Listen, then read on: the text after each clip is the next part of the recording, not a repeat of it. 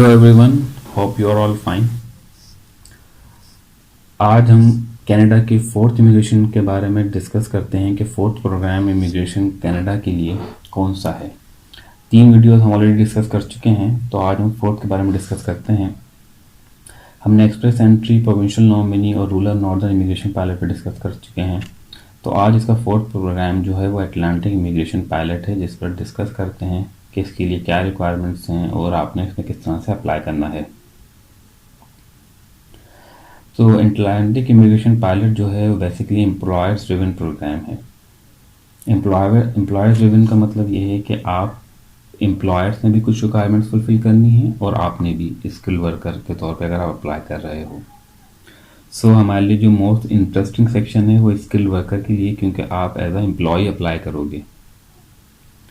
सो Atlantic immigration pilot के हम further requirements के बारे में डिस्कस करेंगे कि अटलांटिक इमिग्रेशन पायलट है क्या और किस तरह से आपने अटलांटिक इमिग्रेशन पायलट प्रोग्राम में जॉब ऑफर होने के बाद किस तरह से उसमें अप्लाई करना है और क्या रिक्वायरमेंट्स फुलफिल करनी है।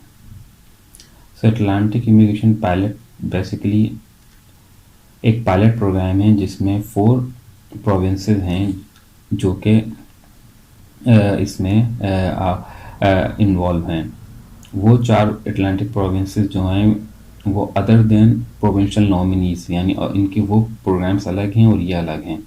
तो 4 प्रोविंसेस हैं वो new found Labrador, Prince Edward island, Nova Scotia and new Brunswick. ये 4 अटलांटिक प्रोविंसेस हैं जिन्होंने एक अलग से प्रोग्राम रन कर रहे हैं जिसका नाम है अटलांटिक इमिग्रेशन पायलट, और इसकी रिक्वायरमेंट्स प्रोविंशियल नॉमिनीज जिसमें हम डिस्कस है उससे अलग हैं बिल्कुल।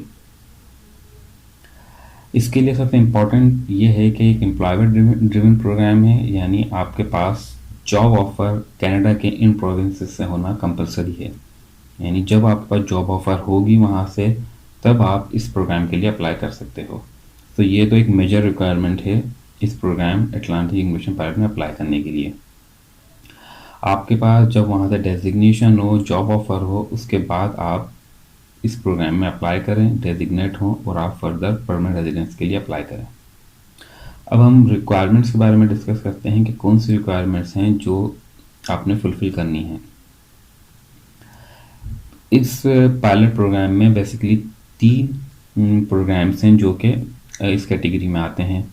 एक अटलांटिक ग्रेजुएट प्रोग्राम है, एक अटलांटिक हाई स्किल्ड है, अटलांटिक स्किल इंटरमीडिएट है।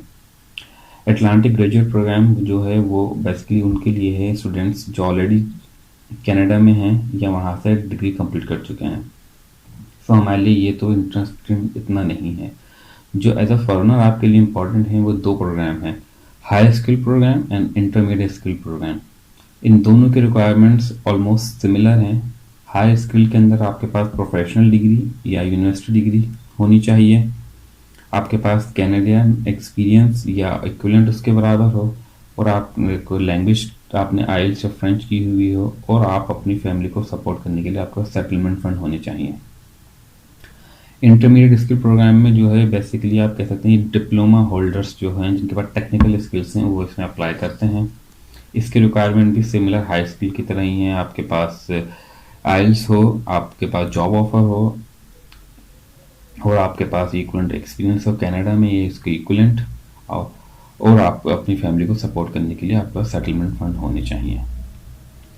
सो हम अब रिक्वायरमेंट्स एक जनरल डिस्कस कर लेते हैं। हाई स्किल प्रोग्राम में क्या रिक्वायरमेंट्स, फर्दर रिक्वायरमेंट्स होनी चाहिए। दोनों के ऑलमोस्ट सिमिलर ही हैं। सो एलिजिबिलिटी क्राइटेरिया जो हाई स्किल वर्कर्स के लिए क्या है कि आपके पास पहले तो एलिजिबल हो, यानी वो रिक्वायरमेंट जो लास्ट हमने अभी डिस्कस की वो जॉब ऑफर हो, ये 2 होंगी तो आप इस प्रोग्राम में अप्लाई कर सकेंगे। सो आपको एलिजिबल होने के लिए क्या रिक्वायरमेंट्स हैं, आपके पास वर्क एक्सपीरियंस हो, यानी आपका लास्ट 3 ईयर्स में 1 ईयर एक्सपीरियंस, जो कि सिमिलर है rural and northern immigration pilot, उसमें भी 3 साल में आपके पास मिनिमम 1 ईयर एक्सपीरियंस हो, और ये एक्सपीरियंस उसी तरह काउंटेबल है कि आपका कंटिन्यूस वर्क एक्सपीरियंस हो, एक ही ऑक्यूपेशन में हो या डिफरेंट एम्प्लॉयर्स के पास हो लेकिन प्रोफेशन एक हो, और इसी तरह ये आपका आउटसाइड और इनसाइड कनाडा हो, ये ऑलरेडी हम सारे प्रोग्राम में जो जनरल रिक्वायरमेंट होती हैं वही हैं ये। एजुकेशन में क्या है, एजुकेशन के अंदर या तो आपको कनाडा से आपके पास डिग्री हो, या आपके पास एज अ फॉरेनर हो तो आपके पास एजुकेशन क्रेडेंशियल असेसमेंट रिपोर्ट हो कनाडा से किसी भी डिपार्टमेंट से, जो आपको इक्वलेंस देता है आपकी डिग्रीज और एजुकेशन पे।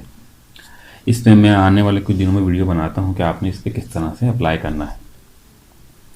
लैंग्वेज टेस्टिंग, लैंग्वेज टेस्टिंग में आपने कि आपके पास इंग्लिश और फ्रेंच, उसमें आपके पास कितना बैंड होना चाहिए।